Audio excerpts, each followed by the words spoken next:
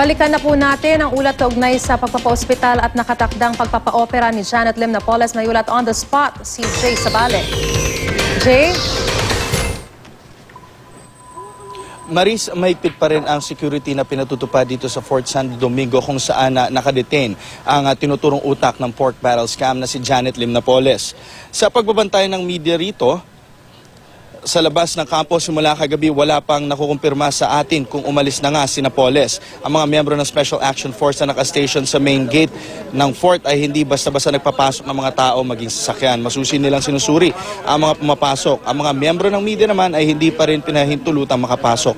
Kaya ang mga journalist at mga crew ay matyagang nag-aabang sa tabing kalsada na papasok sa gate ng Fort Santo Domingo. Sa ngayon, ayon sa abogado ni Napoles na si Attorney Faye Asigiri Singson, wala pa raw sila natatanggap na impormasyon mula sa PNP kung anong eksaktong oras dadalhin si Ginang Napoles mula sa kampo patungo sa ospital.